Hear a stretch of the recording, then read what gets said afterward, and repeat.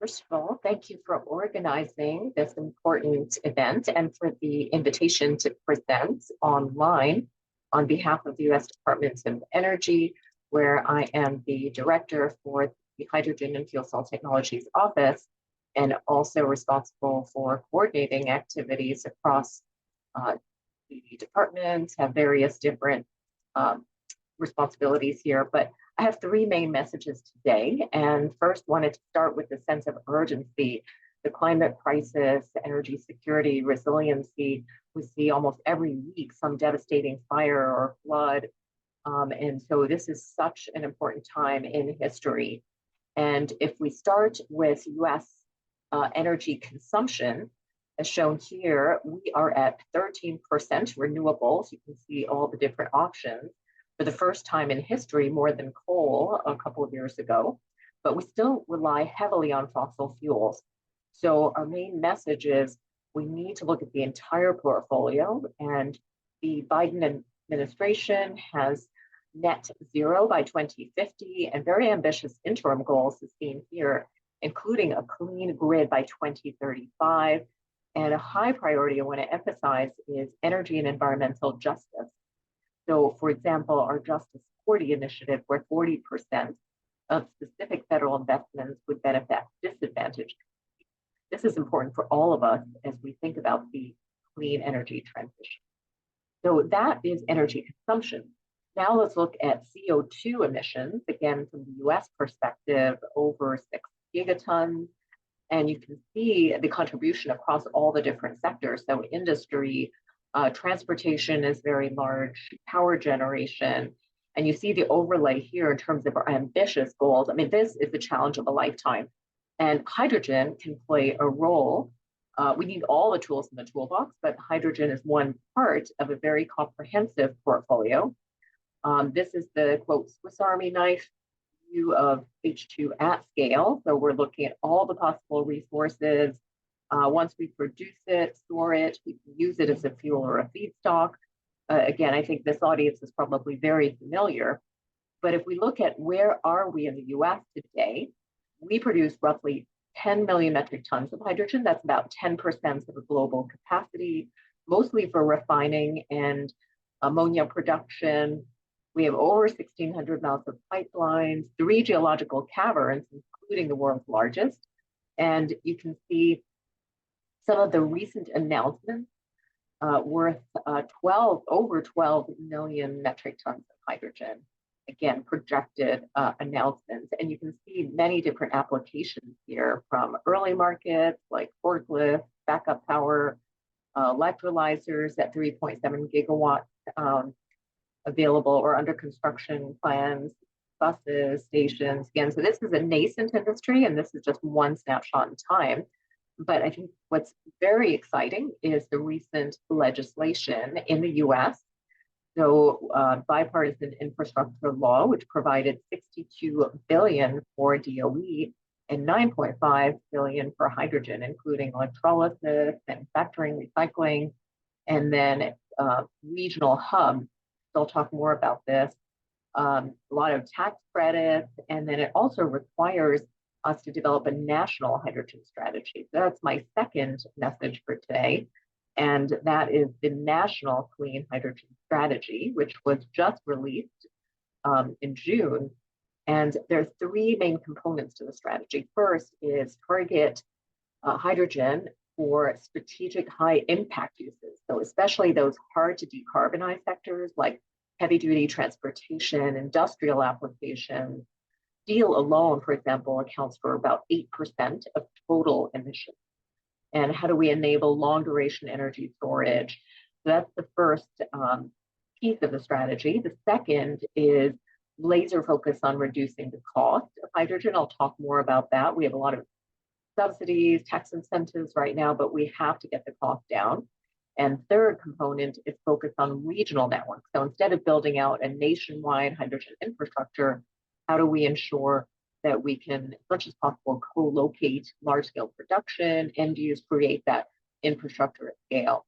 And then many enabling activities we have in the US, workforce, safety codes and standards, stimulating the private sector. Energy and environmental justice, again, is critical in all that we do.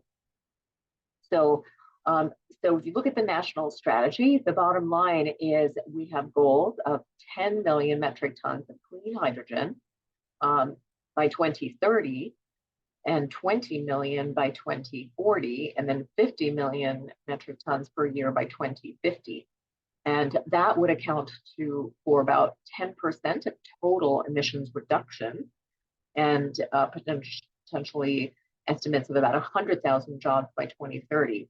And the key here is not just the hydrogen production, it's also the demand.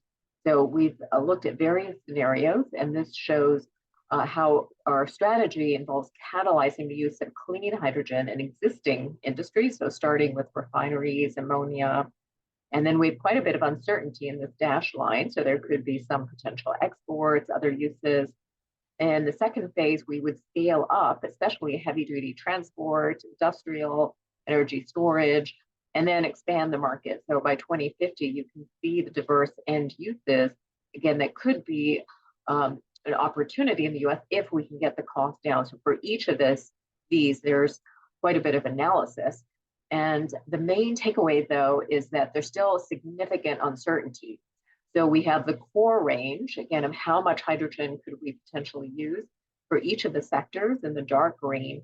And then we have the optimistic and more conservative cases as shown here on the right across sectors. So now, again, it's the critical time to get things right. And so we have many different activities at DOE. We have research and developments across the portfolio, consortia, getting the cost down for production, delivery, storage, fuel cells. We have technology integration and validation projects. So for the government, we fund first of a kind demonstrations, help to de-risk, actually integrating renewables, nuclear with electrolyzers, first of a kind data center, steel. We have a ferry project, UPS trucks, delivery trucks. And then we have more deployments and financing related. So when we get the hydrogen hub in the US, we have loan guarantee office, loan program office, and then enabling activities like workforce development. So again, very comprehensive portfolio. And a key component of it as part of the strategy is reducing the cost. So we launched the Hydrogen Energy Earth Shot a couple of years ago. And this is 111, so an easily articulated, bold, ambitious goal of $1 for 1 kilogram of clean hydrogen in 1 decade. And that's now we have 8 years left because we just launched it a couple of years ago. But really the key is because in the US, hydrogen is only about $1.50 from low-cost natural gas, we have to get down below that to unlock the market potential and get to scale. So scaling up is critical. And we're looking at all the possible technologies. Again, major focus on electrolysis, many different assumptions here from a baseline cost of about $5. Again, a lot of it's the cost of electricity, capital cost. And then we have pathways of how we think we can reduce the cost to $2 and eventually to $1.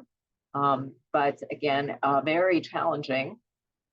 Thermal conversion, advanced pathways. Again, we're looking at all the possible approaches to get to low-cost hydrogen at scale. And then finally, the third message for today was really the importance of collaboration. So in everything we do, energy, environmental justice, diversity, equity, inclusion, accessibility, and especially global collaboration. And wanted to show you examples. Again, there's so much interest in hydrogen. We're involved in many different collaborations, IEA, Mission Innovation, Clean Energy Ministerial, again, many, many examples. And if you go to IPAG, which was started 2 decades ago, is one of the main hydrogen partnerships. There's a lot of information there available. And then finally, the Breakthrough Agenda, which is led by the UK, the US, and now most recently India, is mapping all these different initiatives to avoid duplication, leverage resources, so lots and lots of information available.